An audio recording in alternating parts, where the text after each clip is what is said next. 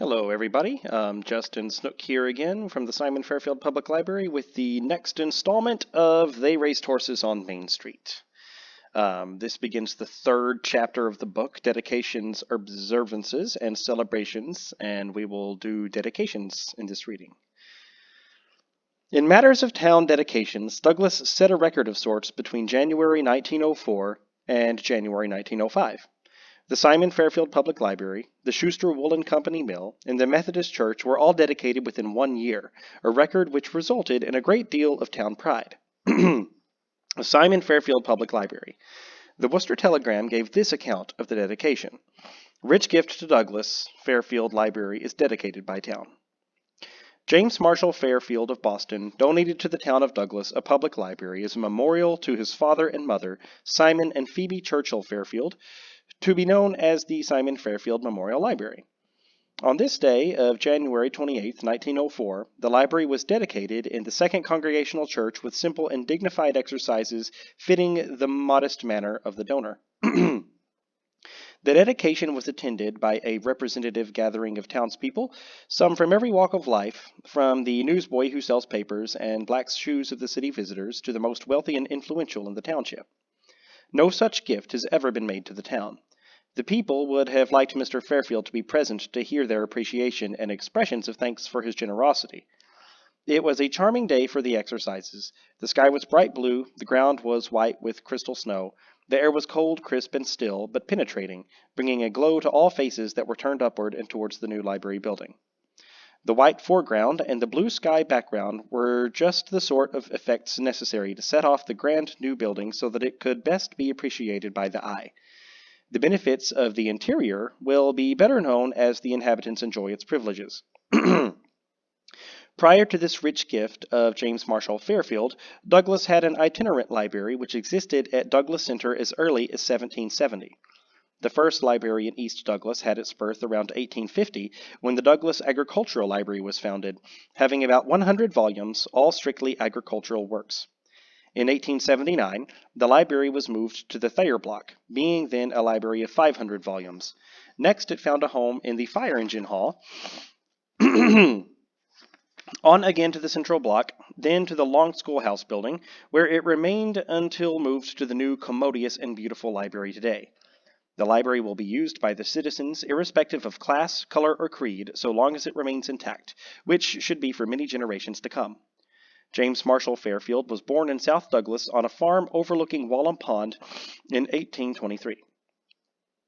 At the age of 17, having obtained a district school education, he left the town and went into the world to make his way. He located to the city of Lawrence, Massachusetts, where by thrift and industry he accumulated over the years a comfortable fortune from investments in real estate. The Simon Fairfield Public Library is an ornamental structure of brick with freestone trimmings. The depth of the building is 38 feet, the frontage 64 feet on Main Street, opposite the Second Congregational Church. Leading to the front entrance are 7 granolithic steps 16 feet long, and on either side of the loggia are columns of freestone. There are 6 rooms on the main floor, all finished in quartered oak with floors of hard pine. All of the windows are single-plate glass and furnished with Venetian blinds. The library's counter and card index cabinets are all arranged for the brown card system. The heating is from hot air, and the lighting from an independent gas plant. The library will be in charge of Miss Alice E. Luther. It will be open daily from 3 to 8:30 p.m., except Saturdays when it will close at 9 o'clock. It is considered that the library now has 5,500 active books.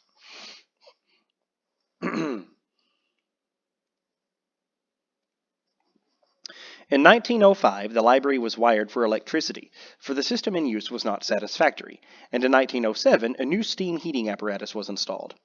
Among the books of the 1906 season that were admitted was Mark Twain's Eve's Diary.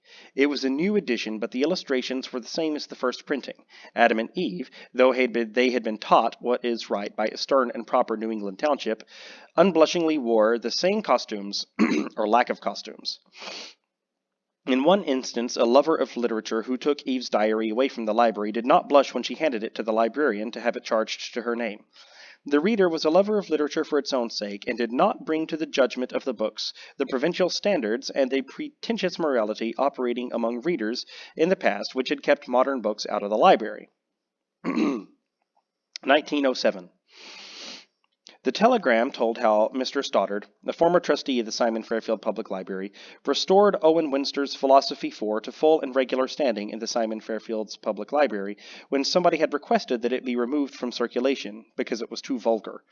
Other books have had troubles when they have run afoul of esteemed guardians of the public morals of East Douglas.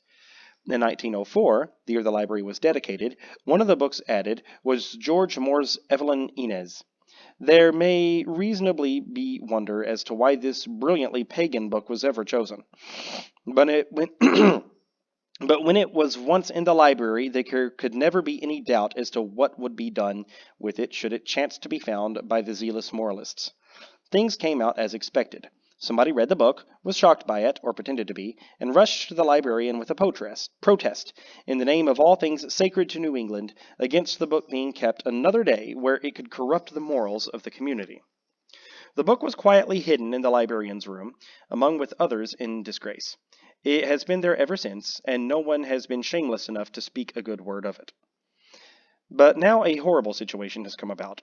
For while Evelyn Inez is barred, and its name is decently abhorred by a few who were so unfortunate as to get a peep into it, James Huneker's Stimulating Overtones, which contains a resume of Evelyn Inez and sympathetic comment upon it, is allowed a place on the shelves in the delivery room devoted to new books.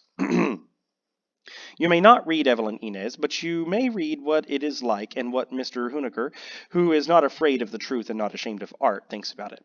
You may even take Mr. Huneker's book into your home, where there is no telling what harm it may do in giving children of all ages the notion that good literature may exist even though the characters do not talk moral platitudes. Some have been seen among the new books, another that has made them a little uneasy. This is no other than Walt Whitman's Leaves of Grass, a notable antidote for the New England conscience. It has been in the library all of a month, and not a soul has raised his voice in outrage and objection, though one person who took it out brought it back the next day. Maurice Hewlett's Forest Lovers has been barred from the circulation in the East Douglas Library at the request of one reader. Another book which was banned, and was reinstated, is Tangled Flags, also a modern romance. This wasn't very bad, said Mr. Stoddard in a conversation about the policy of the library in regard to protecting the community from improper literature, but there was a page or two that was a little too warm. Not indecent, you know, but not the sort that children should read. Personally, I do not believe that such a book would do any real harm, but we have to be on the safe side when the morals of the community are at stake. It wouldn't harm me, I'm positive, but there was just a chance that some young mind might have been prematurely soiled, so I had the book kept permanently out of circulation. But Philosophy 4, that book was wholly a delight, and not only as proper, but as clever as anything I ever read.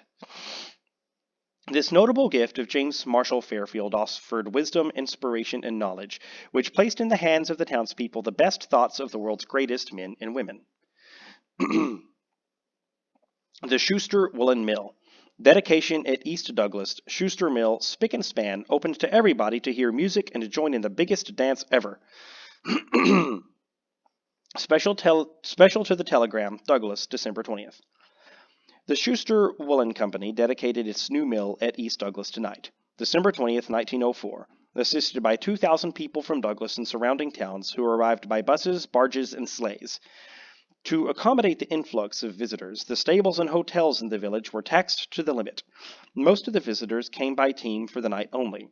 Probably 400 teams were stabled for several hours in East Douglas on account of the dedication. Hotel accommodations were not a quarter part adequate for the demand, but citizens opened their homes for all who wished sleeping apartments. The public dedication was brought about by a petition of the W.E. Hayward and Company Woolen Mill, which is a sister mill of the building to be known as Schuster Mill, owned by the Schuster Woolen Company Incorporated, which in reality is officered by men interested in the W.E. Hayward Company, which is a partnership including W.E. Hayward Company, Winfield S. Schuster, Walter E. Schuster, and others. The mill dedicated tonight is 73 by 418 feet in the main building. The building is of brick, 2 stories high, with monitor roof for overhead light, extending the entire length of the mill. It will, when in operation, be what is termed a 16-set mill. The dedication exercises took place in the weave room, on the second floor, which is 209 feet long and 75 feet wide. Here, within a month, the Crompton and Knowles looms will be set up. At 8 o'clock, the dedicatory concert began by the Symphony Orchestra of Boston, 16 pieces, directed by Franklin P. Barnes, whose selection of numbers for the concert program was received with applause. The ballroom was decorated with evergreen flags and red, white, and blue electric lights, about 300 incandescents being used, and with figures 1904 in red incandescent lights over the door at the entrance. It is safely said that the ballroom of tonight was one of the most impressive sights that has ever been witnessed in Douglas, and probably had not been surpassed in Worcester County. Inasmuch as the party was for everybody, high and low, rich and poor, experts and old-timers, the dance order was made out to suit all, every other number being a plain dance, with fancies alternating. During the concert, most of the people were furnished with sittings, 200 seats being provided. At the close of the concert, these seats, which had been arranged in a semicircle facing the orchestra, were pushed back to the walls, leaving a great ballroom with a bright new hardwood floor, as clean as a builder's planer could bake. While lacking smoothness by waxing, it was an easy dancing floor and free from dust. Dance orders and programs were padded out to the participants of the dedication. The program was a folder, with a half-tone cut of the factory, a view taken from Gilboa Hill on the outside cover.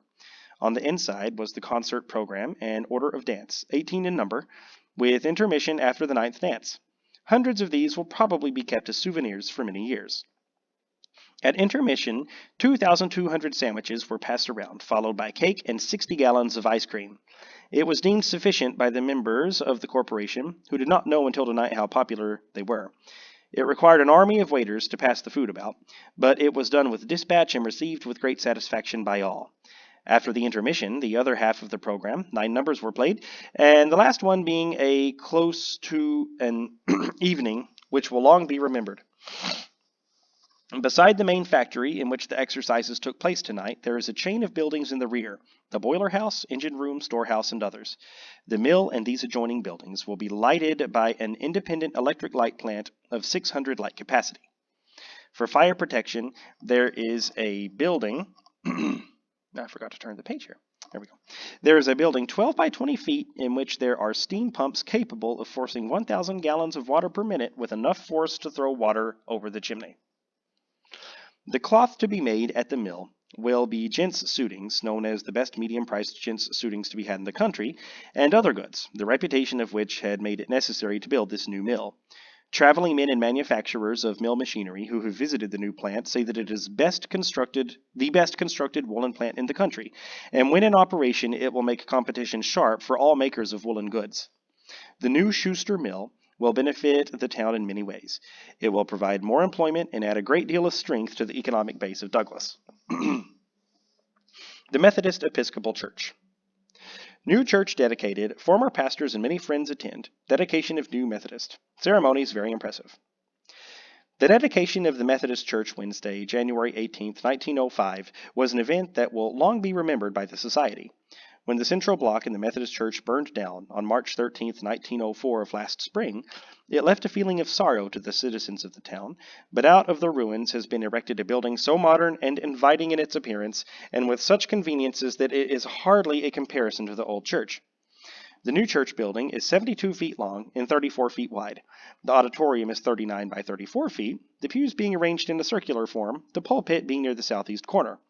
This room will have a seating capacity of 175. Joining the auditorium on the south and separated by folding doors is the Sunday school room. The doors run on switches so arranged that they may be folded out of sight, making it practically one room. Leading out of the Sunday school room is the library and a smaller room, out of which stairway opens to the cellar. The kitchen will be in the cellar, which is entirely cemented. The carpenter work was done by contractor Byron A. Stockwell, and the electric lights put in under his direction. The outside painting was done by George Hewitt, and the inside decorating by Keith and Wright. The building is heated by a hot air furnace, and the entire cost of the building is about $6,000. The large stained glass window at the front of the church was given by the Sunday school. At one end, I'm sorry, the one at the side by the Epworth League. The trustees of the church are Walter E. Carpenter, Dr. Paul F. Ella, Hammond A. Metcalf, C. A. E. Wallace, Walter E. White, and Charles Gazette. There was an afternoon service at 2:30, at which the attendance was large, the auditorium being filled, but at the evening service, which was at 7:15, not even standing room could be found, many people coming from Whitensville, Douglas Center, and Manchog. The delegations were also present from the Masons, GAR, Ancient Order of United Workmen, and Fire King Engine Company. The speakers of the afternoon gave only brief speeches, but each was listened to with great interest. At the evening session, Bishop Daniel A. Goodsell preached a most powerful sermon, and Elder W. P. Perrin suggested that a vote of thanks be extended to Reverend Shirley D. Coffin. About $325 were raised by subscription and collections during the day, which will be used to provide new chairs for the Sunday school room, a carpet for the auditorium, etc. The largest single subscription was one of $25 given by Walter E. Jones in memory of his mother, Miss Lavina Jones, who was a very prominent worker in the church. The church society was organized November 5, 1866, and the church which was burned was built in 1872 during the ministry of Daniel Atkins. Mr. Coffin, it is understood, is soon going to Africa, where he will enter the missionary field. He, however, will leave behind him a lasting token of his labors in the new church, in a large measure his untiring efforts made possible. The Soldiers' Monuments. Gala Day in Douglas. Soldiers' Monuments to be dedicated in Douglas Center in East Douglas, Saturday, September 19th, 1908. Two problems seem to have occupied James Smith in the last decade of his life. One was how to make sure his soul was saved from the discomforts of a traditional hell, in which he believed, and the other was how to distribute his money, about $50,000. It was perhaps characteristic of his capacity of adroit calculation that he should have sought to solve both by a single expedient. This expedient, so far as it answered, was none other than the willing of a part of his money to the churches of the town. We may make a wrong interpretation of his motive. His gifts to the churches may have been prompted holishly by a wish to aid them. It is, however, the opinion of some who knew him well that he bequeathed money to the Congregational and Methodist churches of East Douglas in order to better his soul's chances of redemption in the hereafter. But, like many another made proud by his attainments, or rarely his individuality, he aspired nonetheless to have his name perpetuated in the community where he was known. To accomplish this, he bequeathed to the town of Douglas $3,000 in trust to be extended by the town in building and maintaining soldiers' monument in memory of the soldiers who left the town and enlisted in the War of the Rebellion. He requested that this monument be built on the common of East Douglas, near the Congregational Church, and directed that his name appear in conspicuous letters on the monument as the donor thereof. James Smith, being of sound mind and memory, as he tells it, made his will on December 3, 1904, and he died on July 20th, 1905. The monument matter did not come up for consideration by the town until 1907, at which time the bequest was accepted. A committee of 7 was appointed to have charge of the construction of the monument and to choose a suitable place for it. The committee accepted a design submitted by Love Brothers of Webster and gave a contract to that firm on November 27, 1907. The committee, deciding it was best to disregard Mr. Smith's request concerning the location of the monument, chose instead of the Second Congregational Common the 3 small-sided plot at the junction of Main and North Main Streets and directly in front of the residence of Dr. George C. Clark. In proportion to its inhabitants, the town was represented by more men than any other town in Worcester County. It also contributed the most money, on the basis of its valuation, for the same purpose. On May 7, 1861, the town voted to raise by taxation $4,000 for the enlistment and equipment of a company of volunteers and to provide for the families of those who enlisted. On the 11th of September of the same year, $2,000 was appropriated for the aid of soldiers' families. On July of that following year, the town voted to pay a bounty of $100 to each volunteer who would enlist for 3 years, and a month later, $50 was given in addition to the last 11 volunteers. The bounty for 9-month service was fixed at $100, and in a few days was raised to $150. July 7, 1864, the selectmen were authorized to pay a bounty of $125 to each volunteer who should enlist for 3 years and be credited to the town. under any call of the President before March 1st, 1865. Douglas may well be proud of its war record. 2 soldiers' monuments will be dedicated in Douglas tomorrow. What is regarded as the more important one, the gift of the late James Smith, is in East Douglas. The other, paid for by private subscriptions, with, however, a contribution of $200 from the town as a nucleus, is on the common of Douglas Center, where it faces the graveyard in which most of Douglas's Revolutionary soldiers are buried. The statue of the monument at the center is a color bearer in the act of drawing a saber, representing the defense of the flag. The center monument was erected as a memorial to the unknown dead soldiers, sailors, and Marines of 1776 to 1812, 1861 to 1865, and 1898. The statue at East Douglas is that of a soldier in the position of a parade rest. This was erected as a memorial to her honored dead and survivors of the Civil War. Douglas furnished 242 men during the continuance of the war from 1861 to 1865. Of these, the casualties were 26 dead, 4 missing, 12 wounded, and 4 prisoners of war. During the Revolution, 75 men from Douglas served the country. In the Spanish-American War of 1898, 4 Douglas men enlisted. The double dedication exercises have been arranged that will consume most of the day. In the forenoon, the exercises at the center will be at 10:30 a.m., and the East Douglas exercises will commence at 1 o'clock with a parade, and at 2 o'clock the program begins. The Grand Army Post and the Sons of Veterans will naturally have the greatest interest in the doings, but the townspeople will have sufficient interest to make a holiday of the day. There will be parades and plenty of music, and, of course, the ceremonies of unveiling and the speeches. Douglas will be visited, too, by her neighbors. It will probably be everyone's opinion that the monuments are ornaments as well as worthy memorials of Douglas warriors. The appearance of the large, somewhat uneven common at the center has been improved remarkably by the monument. In East Douglas, the Smith Monument was given the lower part of Main Street a comeliness that was wanting before. They are, it should be added, the first monuments to be erected in Douglas for the public. When the ugly veils are withdrawn, and the monuments come into their own as attractive though unpretentious landmarks of the town, the townspeople will find them things to be enthusiastic about, agreeable for the patriotism and sentiment they will from time to time awaken, and valuable aesthetic benefits.